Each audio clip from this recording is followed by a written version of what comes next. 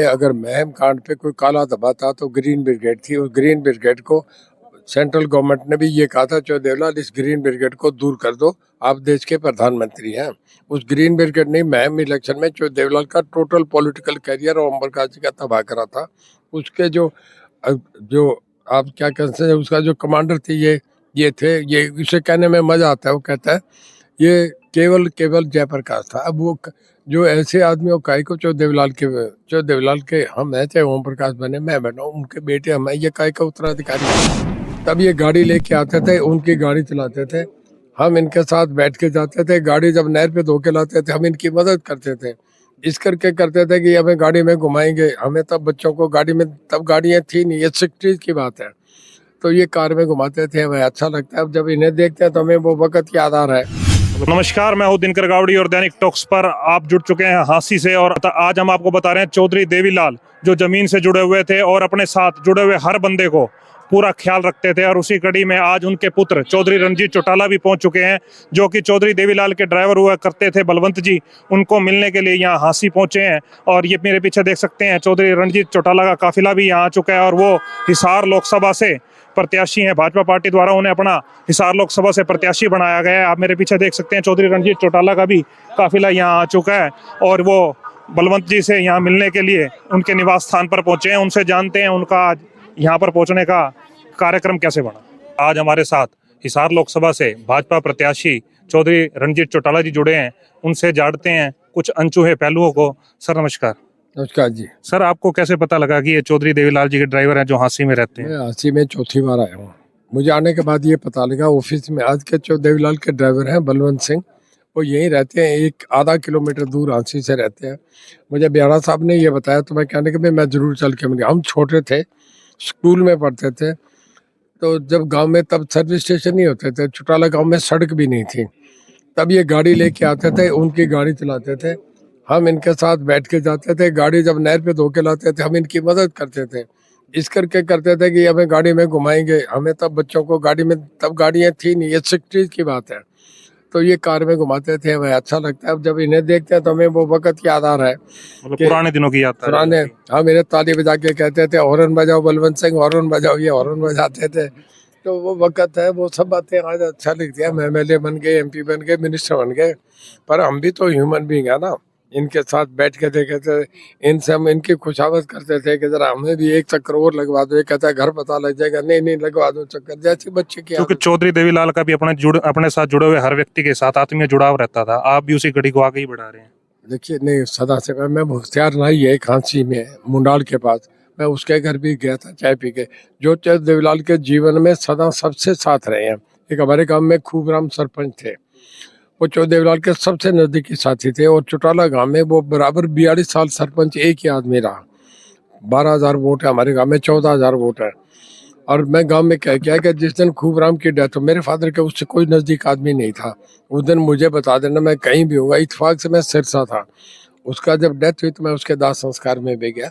कुछ ऐसी चीजें निभानी हमें अच्छी लगती है, ये करने में हमें हमारे बाप के प्रति श्रद्धा, उसकी मानता नजर आती है। हिसार लोकसभा से आपका पहला चुनाव है और यहाँ पर 9 हल्के आते हैं। हिसार तो आप काफी समय आते रहे हैं, तो आपको 9 हल्कों से कैसा जन समर्थन मिल रहा है? क्योंकि यहाँ पहली बार, कई जगह पहली बार भी जा रहे होंगे। देखिए, मैं दूसरा चुनाव है, मैं एक बार पहले लड़ा था, तब बीजेपी का और INRD का समझौता था, तो हरियाणा की 10-5 बीजेपी जीती, 4 के मैं हार गया था वो चुनाव। ये मेरा दूसरा चुनाव है और मैं इस चुनाव में जो घूम रहा हूँ, जैसा देखा मैंने, अब बड़ा अचंभा लगता है कि मैं हांसी में 4 बार आऊँ, चारों बार भी 4-4, 5-5 हज़ार आदमी किसी की सभा में नहीं इकट्ठे होते, कांग्रेस की सभाओं में नहीं होते, कांग्रेस के दफ्तर खाली पड़े हैं। हम जाते हैं ब्याड़ा साहब के, ना दफ्तर में जगह, ना बाहर जगह, ना सड़क पे जगह, मतलब इतना प्यार।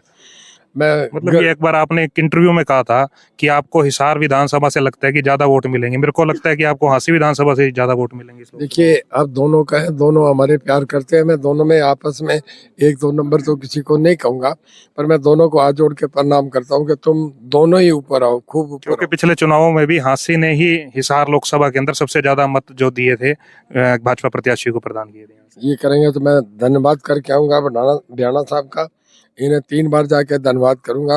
आता जाता बिना इन्हें मिले जाऊंगा नहीं। और कांग्रेस प्रत्याशी जो जेपी हैं वो कहते हैं कि जो देवीलाल की विचारधारा है उस पर जो अधिकार बनता है वो मेरा बनता है, क्योंकि हम ही वो कार्यकर्ता होते थे और जिन्होंने सरकार लाने में मदद की थी, वो तो केवल उनके परिवार से आते हैं जो तीनों कैंडिडेट खड़े हैं। चौधरी देवीलाल के जीवन में अगर महम कांड पे कोई काला धब्बा था तो ग्रीन ब्रिगेड थी। उस ग्रीन ब्रिगेड को सेंट्रल गवर्नमेंट ने भी ये कहा था, चौधरी देवीलाल इस ग्रीन ब्रिगेड को दूर कर दो, आप देश के प्रधानमंत्री हैं।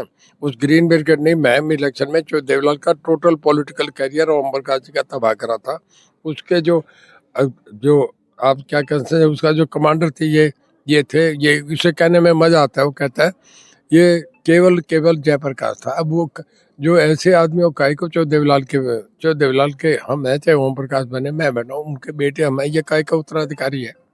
सर, एक जिस तरीके से पिछले जो भाजपा सांसद रहे हैं विजेंद्र सिंह, उनका लोगों से काफी जुड़ाव नहीं हो पाया, यहाँ पे काफी समस्या लोगों को रह जाती थी क्योंकि उनका काफी हलकों में दौरा भी नहीं हो पाया। तो क्या आप यहाँ लोगों को विश्वास दिलाते हैं आपके सांसद बनने के बाद लोगों को आपसे मिलना आसान हो जाएगा? देखिए, मैं इससे पहले भी लोगों को भरोसा, मैं हर महीने की 5 तारीख को आता था, महीने में एक दिन मैं पहले आता हूँ। 16 साल से आ रहा हूँ, लोगों को भरोसा है। बीच में कोठी लेके हिसार में रहूंगा, इनके काम करूंगा। धन्यवाद सर। जो देवलाल ने इन्हें हुड्डा में एक प्लॉट दिया था, घर की मजबूरी के हिसाब से, बच्चों के लिहाज से आदमी जीवन में संघर्ष करता है, इस करके इन्हें वो प्लॉट बेचना पड़ा। ये जो इन्होंने बताया, जो देवलाल ने एक प्लॉट भी दिया था चीफ मिनिस्टर बनने के बाद। आज हम बात कर रहे हैं चौधरी देवीलाल की, जिनका हरियाणा की राजनीति में एक अहम स्थान रहा है। या तो यूं कहें कि हरियाणा की राजनीति उनके नाम के इर्द गिर्द घुमा करती थी और आज भी वो हरियाणा की राजनीति में गहरी छाप रखते हैं। और आज हिसार लोकसभा सीट से उनके पुत्र चुनाव लड़ रहे हैं, जो कि भाजपा की टिकट पर चुनाव लड़ रहे हैं, चौधरी रणजीत चौटाला। और आज हमारे साथ जुड़े हैं बलवंत जी, जो चौधरी देवीलाल के ड्राइवर हुआ करते थे। उनसे जानते हैं कि चौधरी देवीलाल का स्वभाव इस तरीके का था, क्योंकि वो आम जन से जुड़े हुए हुआ करते थे और जो भी उनके साथ जुड़ता था उनके साथ वो विशेष लगाव रखते थे और उनको पारिवारिक सदस्य के तौर पर अपने साथ रखा करते थे। तो आप चौधरी देवीलाल के साथ ड्राइवर हुआ करते थे? जी हाँ, देवीलाल के साथ मैं ड्राइवर था। तो कितना समय आपने उनके साथ बिताया? उनके साथ मैंने जी 15-20 साल में। 15-20 साल? हाँ, लगभग। मतलब कि कौन से सन से आपने उनके साथ शुरू किया था अपना? मैंने सन 70 से शुरू किया था और जब तक वो फेर हो गए थे, जब तक मैं वहीं पर था। मतलब कि मृत्यु पर्यंत उनके साथ रहे थे? हाँ, उनके साथ था। उसके बाद मैं आ गया। तो वो कौन सी गाड़ी पर चला करते थे? एम्बेसडर कार आया करती थी। Ambassador car? हाँ, तो उनके साथ आप कहाँ कहाँ जाया करते थे? पर हमेशा ही उनके साथ रहते थे आप? पर्ची मांगने के लिए, भाई चौधरी देवीलाल है, ये चौधरी देवीलाल है, गाँव में घूमते थे। पूरा हरियाणा घुमा करते थे या इसके अलावा हरियाणा से बाहर भी जाते थे? ना, हरियाणा से बाहर नहीं जाते थे। हरियाणा से बाहर जब चौधरी देवीलाल बन चुका था, जब लगे थे बाहर जाने, तो कहाँ जाया करते? दिल्ली, चंडीगढ़, सारे हाँ, चक्कर लगा सारे चक्कर लगा करते जी। तो क्या कैसा स्वभाव कैसा था उनका? ठीक है जी, बहुत बढ़िया था। दोनों बुढ़ी थी, उनका भी स्वभाव बढ़िया था, इनका भी बहुत बढ़िया स्वभाव था। मतलब कि चौधरी देवीलाल की जो पत्नी थी उनका स्वभाव भी बहुत बढ़िया था? बहुत बढ़िया था, लेकिन मतलब बढ़िया के होने से वजह से मैं वहाँ 20-22 साल निकाल गया। तो कैसे आपके साथ कैसा व्यवहार रखते थे वो? बहुत बढ़िया करते थे मेरे साथ। तो मेरा किसी ने तंग नहीं पाने दिया, पूरी मदद करते थे मेरी।